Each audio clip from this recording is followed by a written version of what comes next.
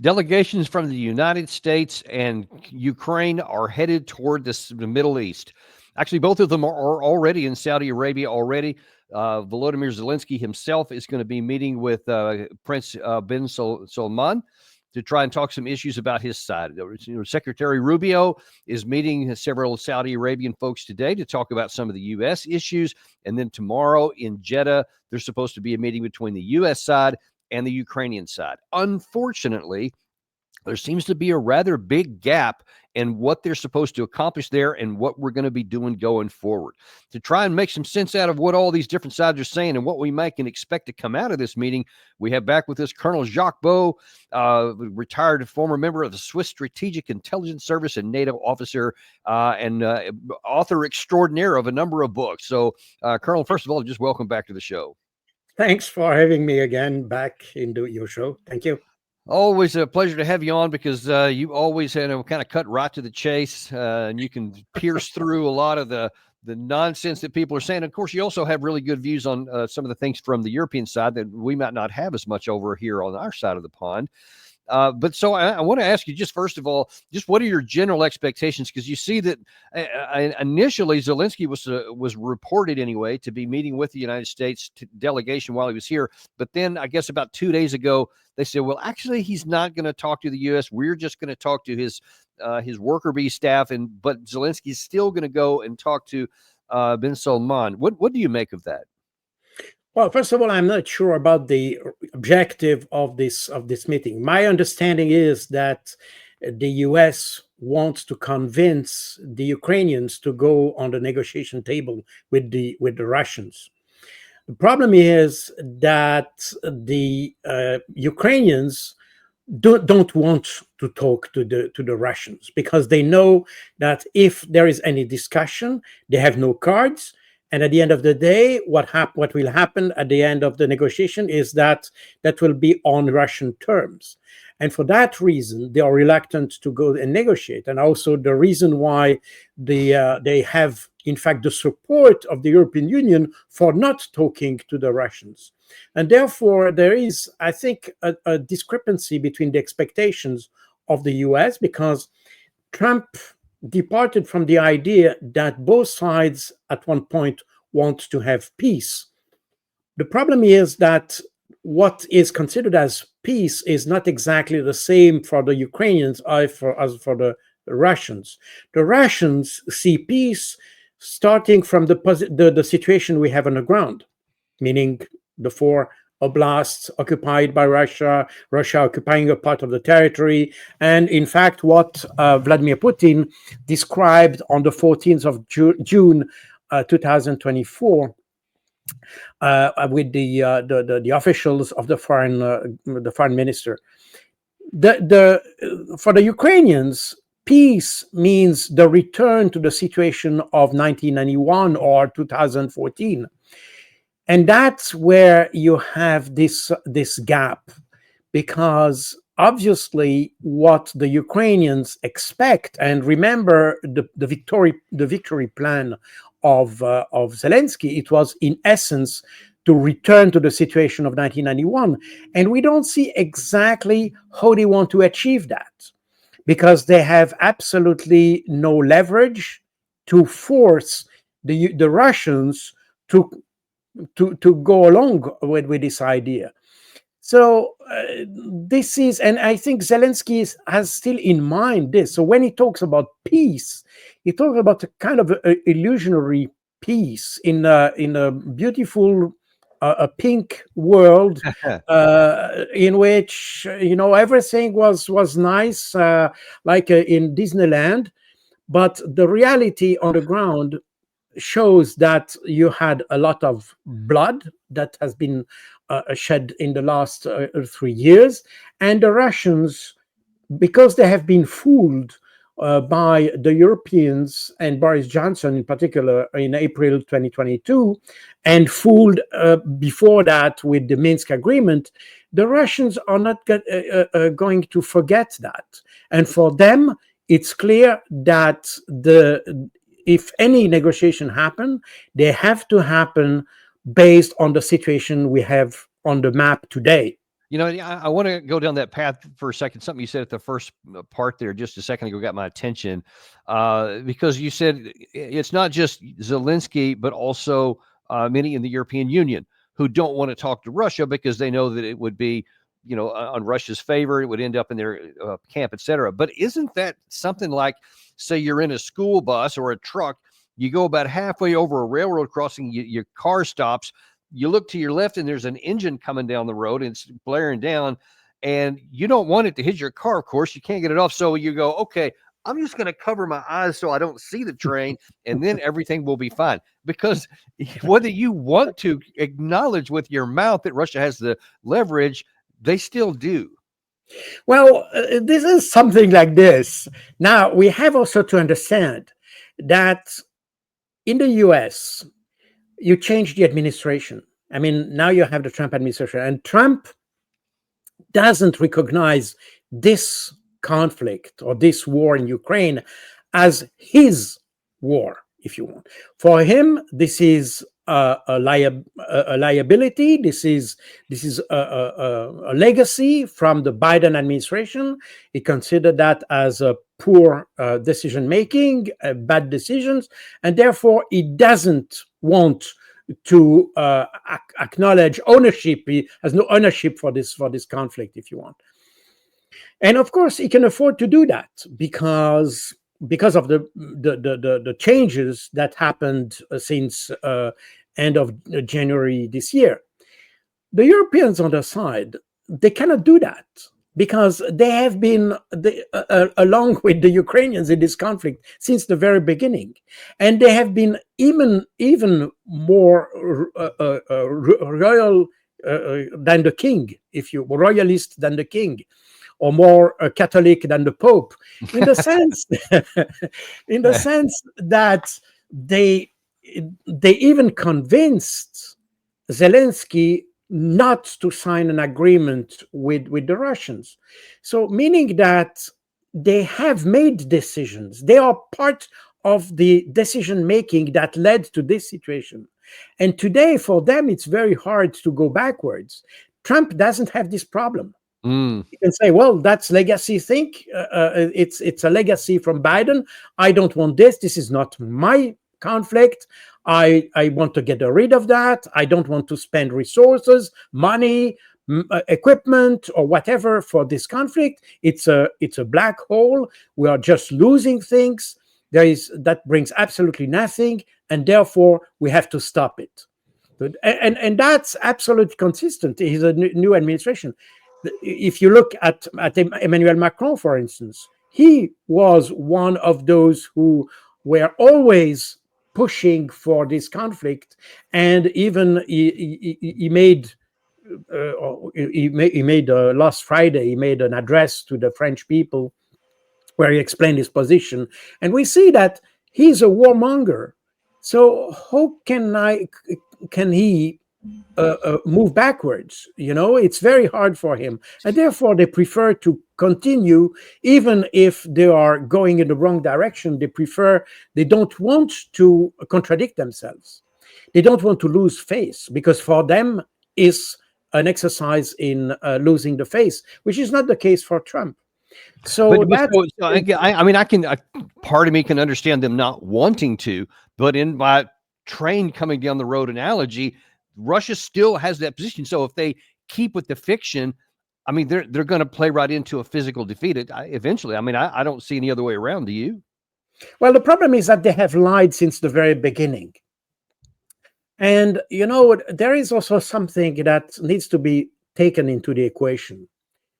For the Russians entered in Ukraine to protect the Russian population in Ukraine.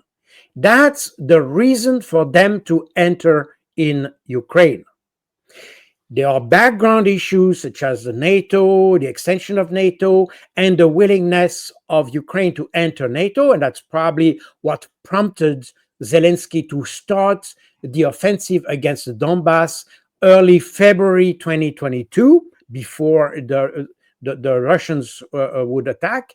And in fact, that's what Zelensky did that triggered the reaction from the Russians. But the essence for the Russians is to protect their own, not their own citizens, because they were not their own citizens, but they are their Ethnic brothers, yeah. ethnic brothers, if you want.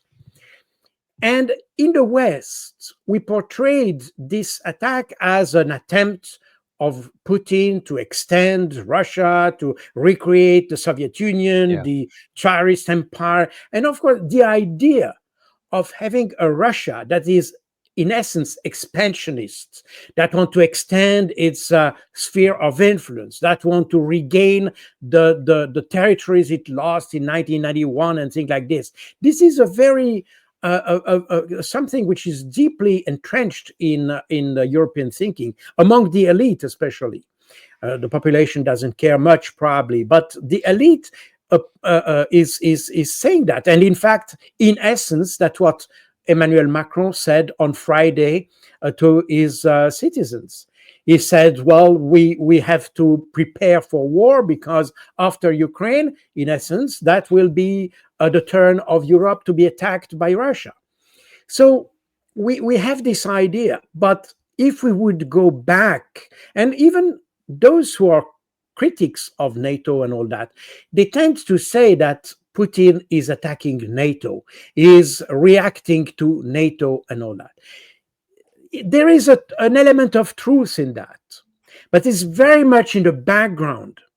The reason why the Russian soldier is ready to die today in Ukraine is because he's convinced he's protecting the Russian population of Ukraine. Yeah. And remember that when Russia entered in Ukraine, they invoked Article 51 of the UN Charter.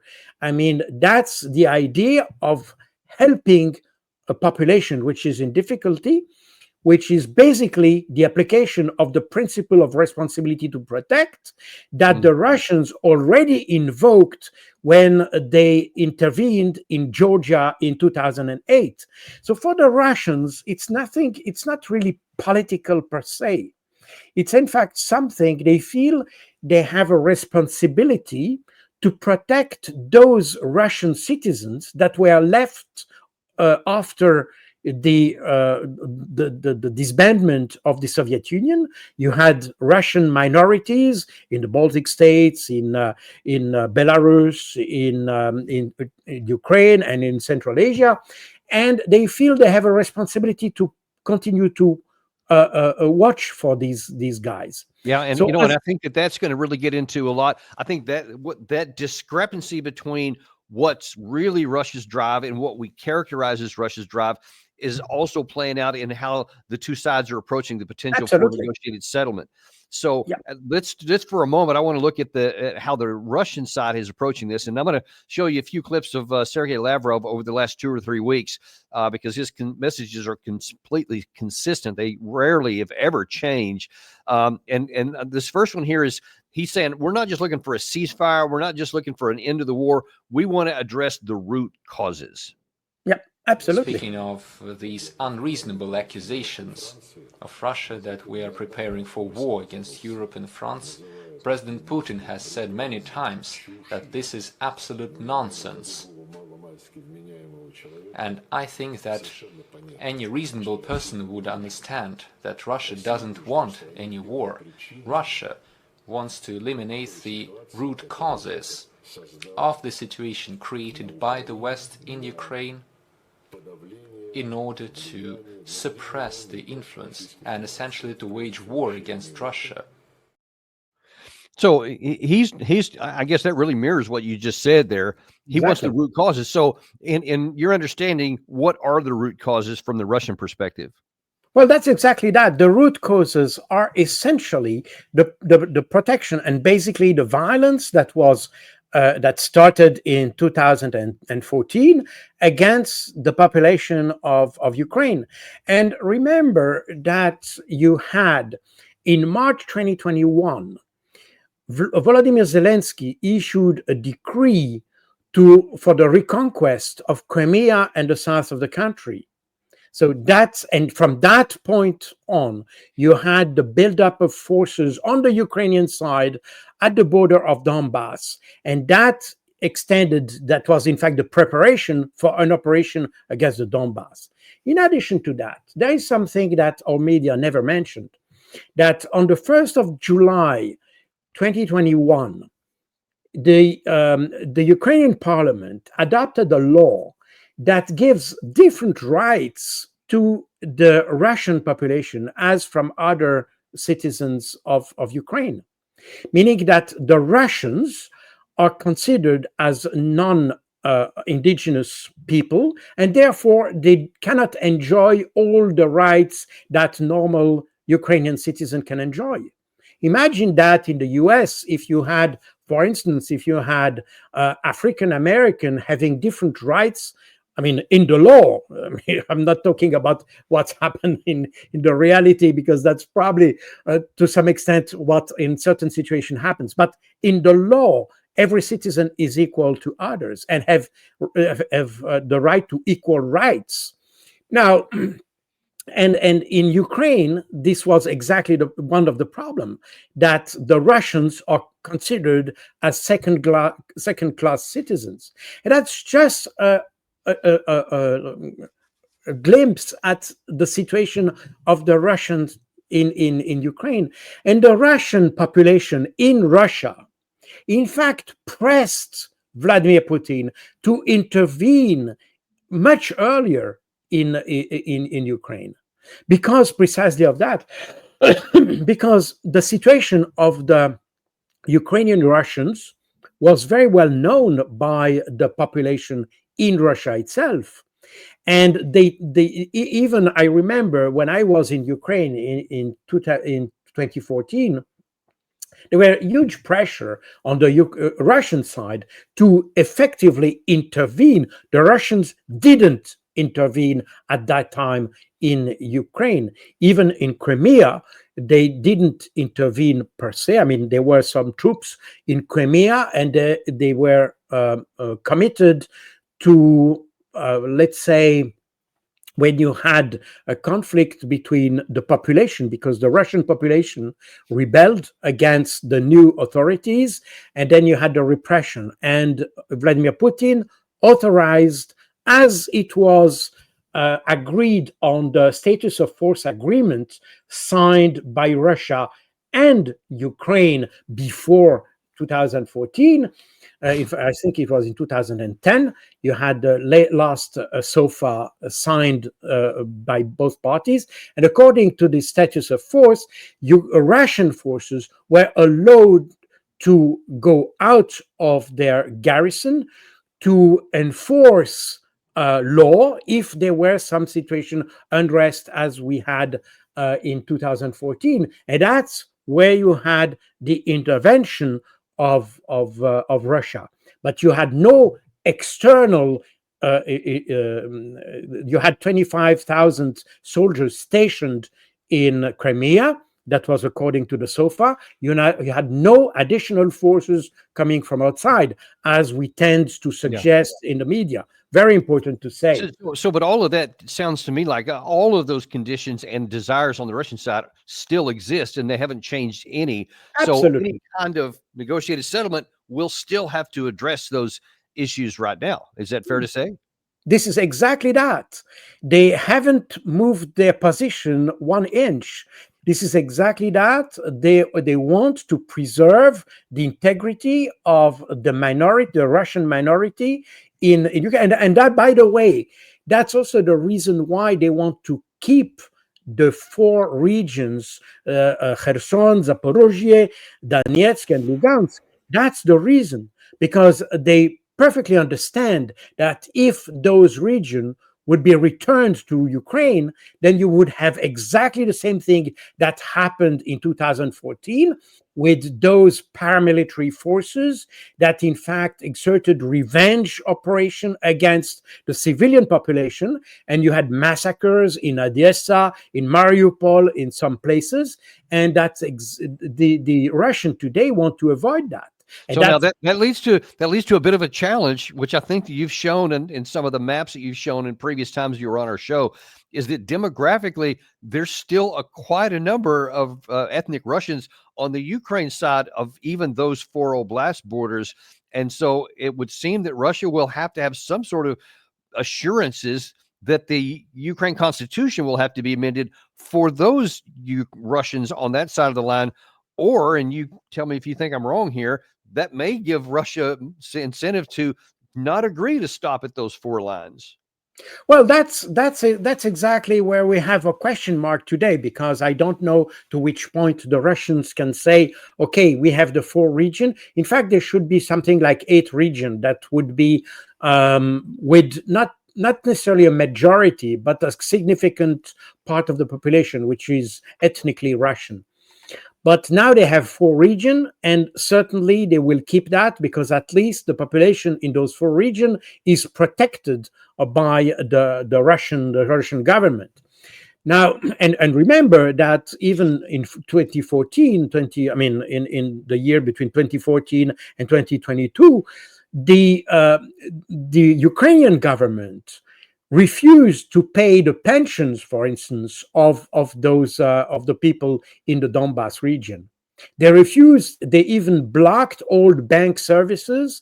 They refused all the payments, like civil, social allowances and things like this. And for that reason, then the Russian government, from Russia, allowed the population of the Donbas to apply for Russian citizenship.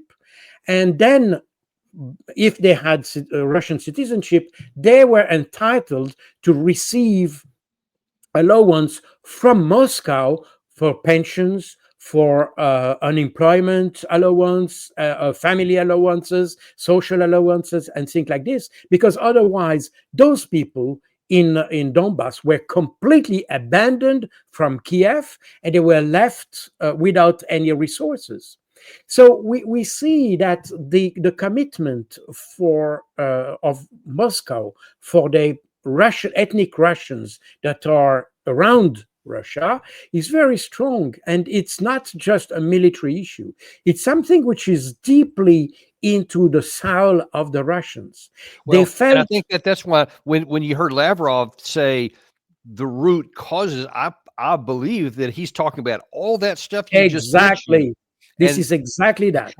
And now then, here's start of this dilemma. As we've titled this show here, there's no common ground between the two sides. Here is, Gary, I'm going to go a little bit out of order here. I hope I don't throw you too much of a wrench. But if you can bring up the Ukrainian parliamentarian, because he's going to give a comment on Fox News yesterday of the 3 things that Ukraine needs. In my personal view, there are 3 things. First is our territorial integrity de jure, meaning that occupied territories, Ukrainian territories by Russians, yes, they will be controlled by Russians after the end of hostilities, at least part of them, but they are Ukrainian territories. That is very important for us to keep this non-recognition policy, because one day the last colonial empire in Europe will fall apart, speaking about Russia, and Ukraine will regain control over territories. Number 2 is sovereignty, meaning that Ukraine makes its own choices about what army to have, what military production to expand, and what alliances to join. This is very important. Number 3 is security guarantees, meaning that, first of all, definitely from European Union and European countries, meaning what will prevent Russia from attacking again. So these are 3 things. Again, territorial integrity de jure, sovereignty, and security guarantees, which I think should be our red lines. Yeah, those seem categorically contrasted to the Russian side. Well, it is. First of all, the reality on the ground is such as the Russians occupy 20% of Ukrainian territory, that on that territory you have people who are essentially Russian, and for the reason I explained before, the Russians will certainly not give those territories back to Ukraine. The second aspect is that is sovereignty, and essentially the problem of the alliance. Now, here there is a principle that the Russians have always mentioned, and it's deliberately forgotten in our media. This is the principle of indivisibility of security, which is a principle that has been adopted, in particular in the Astana Declaration, which is a OSCE document that, in essence, explains that you cannot build your security at the expense of another one, of your neighbors. And therefore, there must be, your security must also be or contribute to the security of your neighbor in a certain sense. But it cannot be that you decide that your security can can step over the security of others. And this is exactly what the Russians have discussed as regards to the expansion of NATO. And the problem is here that NATO in its substance, but also the US policy, in particular the policy that was applied since 2002 onwards by the US, the Bush administration in particular, that abandoned or dropped all the disarmament agreements. In particular, the first one in 2002 was the anti-ballistic missile that allowed then the US to enter into discussion with Poland, Czech Republic, and Romania to install anti-ballistic missile or systems in these countries. The problem is that those missiles, they might be anti-ballistic. The problem is that they can also accommodate ballistic missiles. And therefore, they could be a problem for the security of Russia. We are exactly at the same point that we had in 1962 when the US administration decided to deploy the Jupiter missile in Turkey at the border with Soviet Union. And that's exactly what triggered the Cuba missile crisis, because then Soviet Union said, okay, you put your missiles at my border, so I put missile on your border. And eventually that led to the problem we know about. And the Russians withdrew their missiles from Cuba, but the US also removed their missiles from Turkey, because this was exactly the same situation. And that's exactly what the Astana Declaration says about the indivisibility of security. Yeah. The third point. Sorry, go ahead. The third point is about the security guarantees.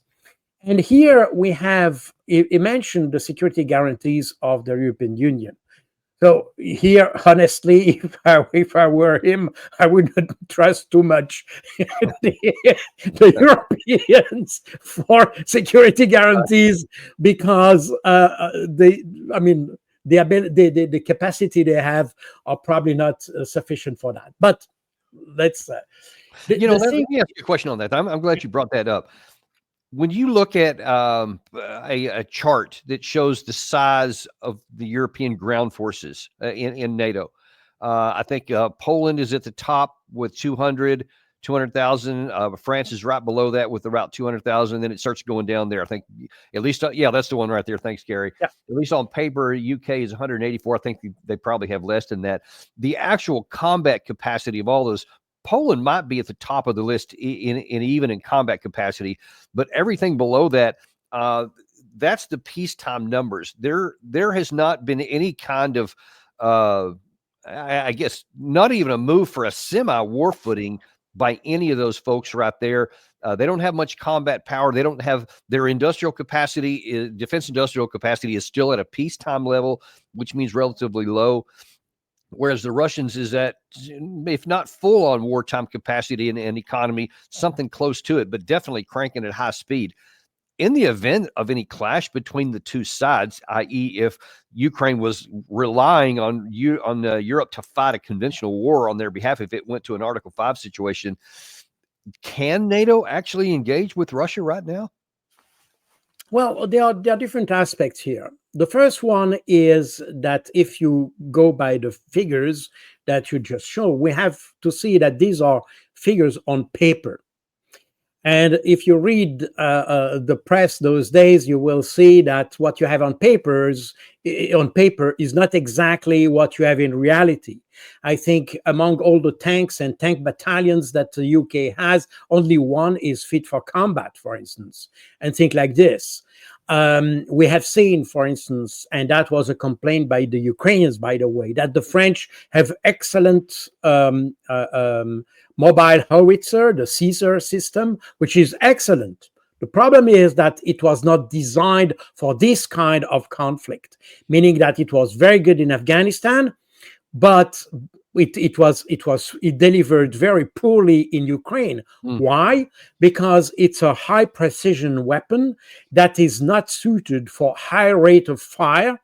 And it's exactly what the Russians are dragging the Ukrainians into. It's a conflict where the higher rate of fire works. It's a little bit like having a sniper rifle against a machine gun. Yeah. That's a little bit that. And we have inadequate armies for now, because I should say Western armies in the last 30 years have been designed for overseas warfare, Counterinsurgency stuff. projection warfare. I mean, you know that better than me. Probably the last exception was the first Gulf War, where you had kind of conventional war, some kind of. But after that, the Western armies were in fact committed against, in fact, in counterinsurgency type of warfare, which requires totally different type of equipment, different type of rate of fire. That's where we developed the concept of sniping artillery. And in Ukraine, it's not about sniping artillery. It's about the mass of fire you can deliver within one minute on one spot. It's not if you have a precision thing. Again, this is the difference between a sniper rifle and a machine gun. It's exactly the same analogy. So that's the first aspect. The second aspect is that NATO is an alliance that was built around the use of nuclear weapons. In essence, NATO is the way to bring European forces under the US nuclear umbrella. That's the essence of NATO. Meaning that when you go into a conflict which is subnuclear, NATO is too strong for that. And that's the reason why nobody wants to use or invoke NATO or Article 5, because then you can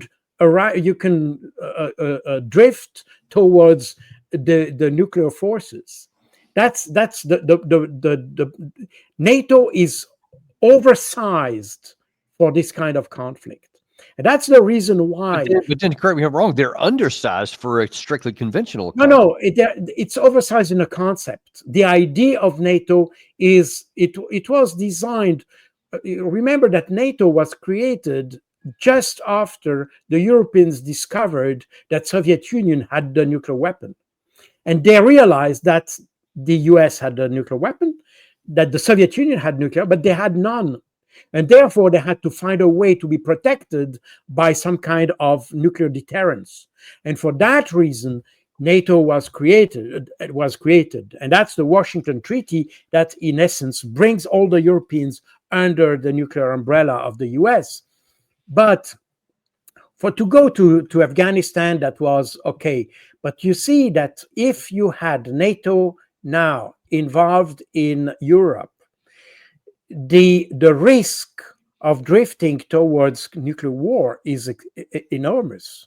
So then when Zelensky is talking about he wants security guarantees, he ultimately means a nuclear security guarantee. Exactly. That's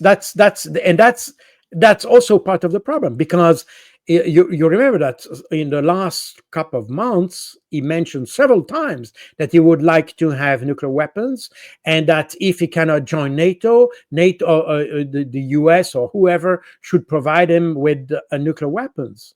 So this is a kind of extremely dangerous posture that we have, and that's the reason why, in fact, everything that could happen in if you have a war in Europe below the level of nuclear engagement, that cannot happen under NATO. And that's the reason why I think, and I remember when I was in NATO, I had some colleagues and even those who are planning for the future development of NATO, they were thinking about this because and Jens Stoltenberg repeated several times that NATO is a nuclear alliance.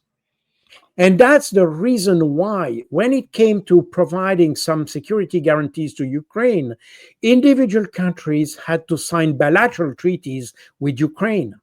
And you have those 28 countries that signed bilateral security agreement, because otherwise, if you involve NATO, you have the risk to go into a nuclear war. As a matter of fact, this is a perfect place to insert this, because I can presume that Zelensky was actually meaning a security guarantee, but I don't actually have to presume it because he pretty much made it clear himself. Will we be given nuclear weapons? Then let them give us nuclear weapons. Will they give us the missiles in the quantities that we can stop Russia? And I'm not sure of that, but I think it would help. Otherwise, what missiles can stop Russia's nuclear missiles? That is a rhetoric question. So let's do it the following way. Give us back nuclear arms, give us missile systems, partners, help us finance the 1 million army, move your contingent on the parts of our state where we want the stability of the situation so that the people have tranquility. I mean, what could be more tranquil and stable than to introduce nuclear weapons into the calculation? This is just incredible. We have this kind of behavior, and this is when you see the quite immature type of leadership we have in Europe with Kaja Kallas, Annalena Baerbock, Ursula von der Leyen, Emmanuel Macron, and even Keir Starmer. These are individuals that hardly understand what is the meaning of the word war.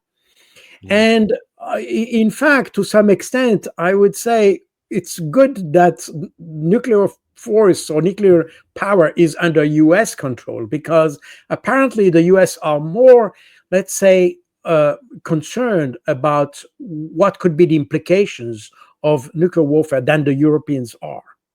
And that's very strange, but this is the reality. And that's why I think if we have to rethink the security architecture in Europe or in the West at large, including Canada and the US, we have to find ways where you can have a war, escalate a war without reaching the nuclear level, because we have people who are so lunatic in Europe. I mean, look at the Baltic states. These guys would, without any problem, launch missiles at Moscow, without realizing that Moscow can reply. And this is just amazing. And that's the same with Zelensky. He doesn't realize 1 second that having a missile and launching a missile against Russia could probably trigger some reaction. This is a statement, I think. Because you're getting back into the disputes or the differences between how people are viewing this. I want to bring Gary in because we're going to kind of shift gears a little bit to the U.S. side. Gary, by the way, because something that the Colonel just mentioned there about that Trump seems to understand stuff that others don't. Do you have that clip of him on Maria Bartiromo talking about the nuclear weapons? Sure. Where he's talking about Iran a little bit also? Yeah. Yeah, let me pull that up. Just Yeah, okay. He's gonna for pull a that second up. or two. The Oh, I've got it. Here context we go. first of this video is about Iran, but you'll see in a second it's really about nuclear weapons. Something's going to happen one way or the other.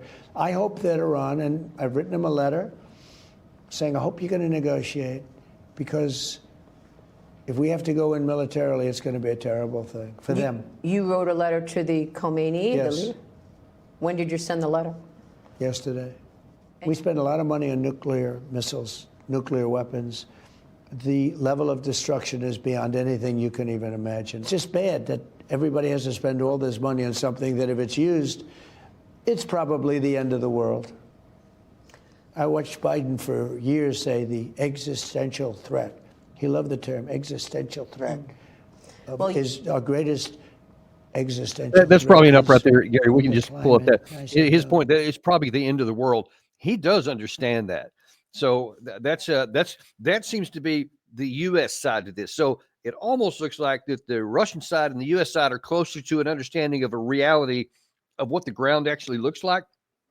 And Gary, if you could bring up that full screen of Rubio, because here's the U.S. heading in there. It seems to me that we're focused on, well, let's see if we can first of all get the cutoff resolved, because they haven't done it yet. Trump put a freeze on all that stuff, even though he's taking a lot of heat for it, because it seems to me, and you and I were talking about this before we came on the air, that Keith Kellogg a couple of days ago likened the cutoff of this to hitting a mule upside the head with a 2-4 to get its attention. Is that what's happening here? Well, this is I think the problem is that the Ukrainians, because they have the support of the Europeans, they are reluctant to go to the negotiation table because they have too much to lose, if you want, because they know they will have to lose. There is no way around that. If there is, and I think even Donald Trump said so, that if there is, the end of the war would be at Russian terms. So on Russian terms. So there is no question on that. Now, the problem is that you have to force the Ukrainians to go to the negotiation table. And as I said before, I said it's very hard to get a donkey to drink if he doesn't want to drink. It's a say in French that you say, it's a say you cannot force a donkey to drink if he doesn't want to drink. But in fact, the efforts of the U.S. diplomacy, as I understand it, and as it unfolds in Saudi Arabia right now, is to find a way to constrain the Ukrainians to accept a discussion with the Russians. It's not about defining what will be the content of the discussion. I think I don't know. I'm not in the palace in Riyadh, but my understanding is that the main effort of the U.S. at the moment is to convince Zelensky to drink the water, if you want. And to Gary, you've been following the U.S. side of this probably more closely than I have. I've been focused on the European side there. Do you think that's is that what you've been seeing with some of the comments coming from some of the various U.S. leaders? I think Colonel Jacques is the bullseye there. Exactly right. Yeah, Colonel Jacques, I've been saying to Danny that I think at this meeting they're basically going to read the Ukrainians a riot act and say, you either get in line or we're gone. You're doing this alone. You're doing it without America if you don't do exactly what we've put down and telling you to do right now. Well, that's the thing. I mean, if the Europeans, the Europeans will defend until to the last point this idea that you shouldn't talk to Putin. That's a kind of mantra, period. They don't know exactly why. I know why, because to some extent, but it's very irrational. I told you, a friend of mine was the Swiss ambassador in Kiev. It was Claude Wild. He was the Swiss ambassador until last year. And he said that having a negotiation with the Russians would be kind of a reward for the aggressor, you know? And How he's an backwards is that? ambassador. It's very strange because the purpose of diplomacy is precisely to find solution in very difficult situation. You are not trying to judge whether you punish. It's not a punisher that has to sanction people and all that. The diplomat has to find a way to accommodate the views of both parties in order to solve a problem. But that's not the way the Europeans see it, and that is something extremely concerning for the. But on the other hand, this is exactly what we have seen since the very beginning of this conflict: the total absence of diplomacy, especially European diplomacy. So why would you have now a change in that? I mean, we have seen no European diplomacy in 3 years. I mean, the diplomacy, the European diplomacy, and when I say European diplomacy, there are two levels here. There's one, the diplomacy of individual states. I mean, important states such as France, Italy, UK, Germany. And here you can see that the diplomacy has never worked in order to soften the situation. It was to exacerbate the situation systematically. The only real diplomats that we have seen during those last 3 years were in fact Szijjártó, the Hungarian foreign minister, who tried to find solution and tried to explain a different approach to solve the issue. But the other ones never want. That's the first level. The second level is the European Union level. European Union level, I mean, the head of the External Action Service, which is the foreign service of the European Union, was Josep Borrell until last year, and now it's Kaja Kallas. So Josep Borrell did nothing, virtually nothing. He is viscerally against Vladimir Putin and the Russians. And today you have Kaja Kallas, who used to be the prime minister of one of the smallest countries of Europe without any significant economic, military, or political influence. In addition to that, it's a net recipient of European aid. It doesn't contribute to the European Union. It receives aid, but it doesn't provide any.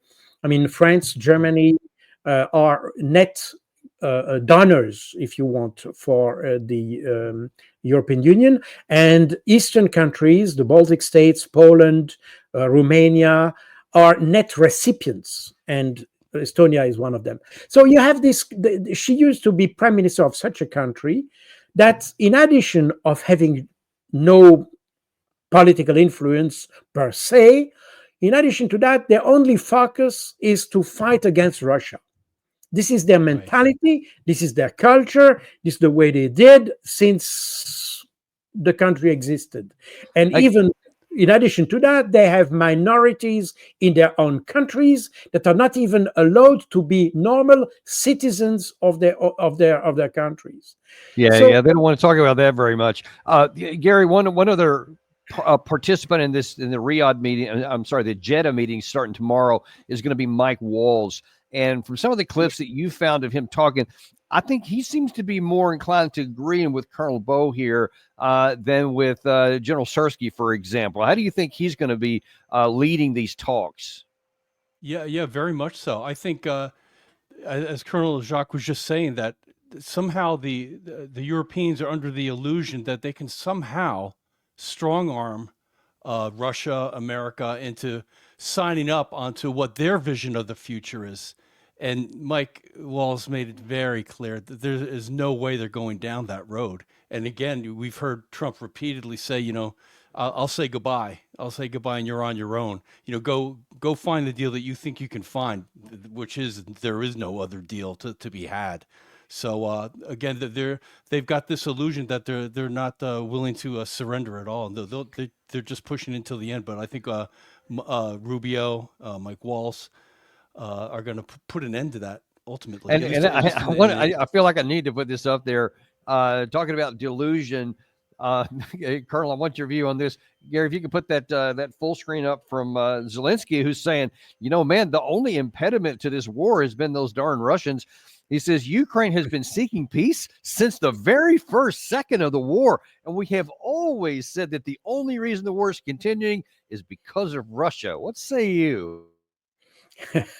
Well, this is a very strange comment, because, in fact, the whole issue came after the fact, literally the fact, that Ukraine didn't want to implement the Minsk agreement. The Minsk agreement was an agreement between the leadership of the two republics of Donbass and Lugansk, or I mean, more precisely, parts of the Lugansk and Donetsk oblasts, and Kiev. It was not an agreement between Russia and Ukraine, as many think. It was a treaty internal treaty within Ukraine. And you had Russia on the side of the autonomists, and Germany and France on the side of Kiev, who were the guarantors of this treaty.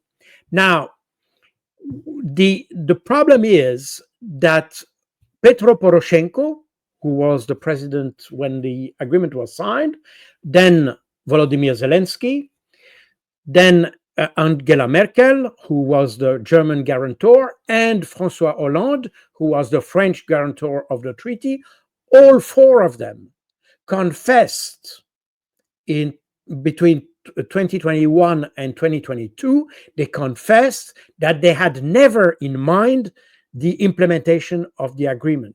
That for them, the agreement had as a sole purpose the rearmament of Ukraine and the preparation of Ukraine for further conflict.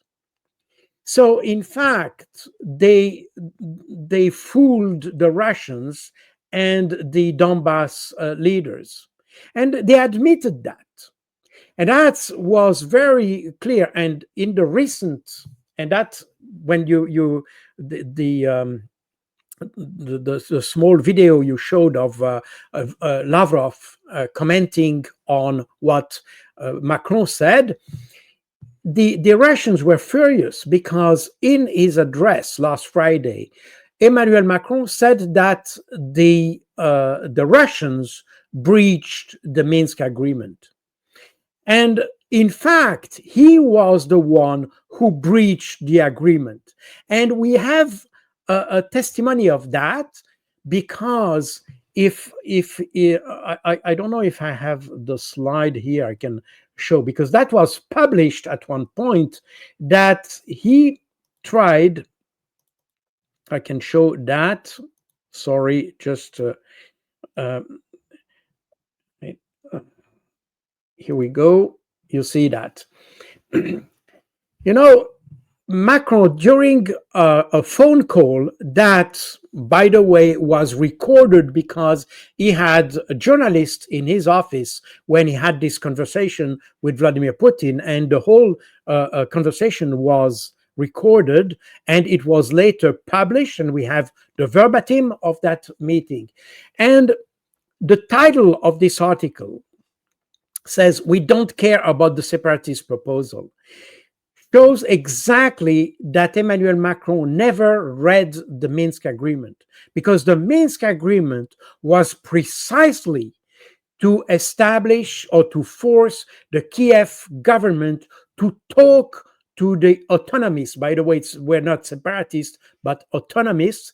In the Minsk agreement, it was never a question of separating the two republics from Ukraine. It was about integrating those two republics into Ukraine, but having a federal system very similar to what you have in the United States or in Switzerland. By the way, the person or the diplomat who helped to design or to draft the agreement, the Minsk agreement, was a Swiss ambassador. That was Heidi Tagliavini. She was ambassador for the OSCE, and she helped to draft the Minsk agreement. And of course, she took as an example the Swiss federalist system, where each canton or state has its own autonomy in terms of religion, language, and administration and different things. And that's exactly what that was the idea of the Minsk agreement. But Emmanuel Macron just said, well, we don't care about the separatists, meaning that he didn't understand what was the purpose of this agreement. And he was the one, in fact, who broke the agreement. And that's the reason why the Russians are so furious about him, because and have the such Russians little understand that trust as very well. Say, listen, in just the last few minutes we have here, sticking with the theme of delusion and just not dealing with the realities, the fact that this is, which unfortunately is really common in a lot of the things we've shown here. I want to put up here this quote by General Sursky, which just popped up on the Kiev Independent, or I think it was Kiev Independent about an hour before we came on air here. There's all in the news today about that the Kursk is collapsing and it's just falling apart. There's a lot of evacuations from the Ukraine side. Russia's pouring in at least on 4 different directions, according to even Western analysis here. But Sursky, the commander-in-chief, says there is currently no threat of encirclement of our units in the Kursk Oblast. The units are taking timely measures to maneuver to favorable defensive lines. Sursky wrote in Facebook, Ukrainian forces, quote, control the situation, he said, on the ground between Sumy and the Kursk Oblast. Do you see any evidence that that is true? Well, that's part of the delusion. Well, of course, we are not on the spot, and we know that there's a lot of fog of war regarding what's happening there. My view is that he's wrong, but again, I may be wrong because I'm not on the spot. What certain is that the purpose of going into Kursk to have kind of a strategic advantage for negotiating with the Russians, to allow some swap or territory swap or something like that, this will certainly not happen. Meaning that regardless whether the troops in this the Kursk or the Sudzha pocket can escape, that might be the case. I don't know whether or not this will happen. What's certain is that the idea of having a territorial spot and have a swap and having so many people dying in Kursk was useless. That's certainly the what we can say, regardless of whether or not these soldiers will be able to escape or not. The operation was a complete failure. It was designed, and we say that that's very interesting because Sudzha is not a strategic place as such. Yeah. But in the mind of Zelensky, it had strategic importance because it was supposed to be used in negotiation to have a card in the hands. And now this card is lost. Turned out to be a 2, I think. Well, listen, we really appreciate you coming on today and really making very clear what we're looking at heading into the meeting in Jeddah tomorrow. And I think it's pretty clear what's probably going to come out of that. We'll have to wait and see. But Gary, I wonder if you can, because this is not all we got today, Gary. Don't we have another show one more today, right? Oh yeah, sure. We got Larry the Shirt Johnson coming in from Russia. So he's been having some meetings there that he's going to be able to tell us about. That's what we're looking forward to. So at 3:30 today. I'm told we have some information. He sent me something on Signal a little while ago that said he has some insider insight into what the Russians are thinking about this whole ceasefire deal. We didn't get time to go into it here, but there's some crazy ideas coming out from the Western side on that too. But I think you know how that's going to end up. But anyway, Colonel, just really appreciate you coming on today, and we always value your time here. It was my pleasure. Thank you very much. And nice thank you guys, too, for coming on. Be sure and like and subscribe if you haven't on your way out. And Gary and I, along with Larry the Shirt Johnson, you're not going to want to miss that. And that's always a good dynamic we have between the three of us anyway. You'll want to see what he has to say straight from Moscow at 3:30 today. Thanks, and we'll see you then on Daniel Davis Deep Dive.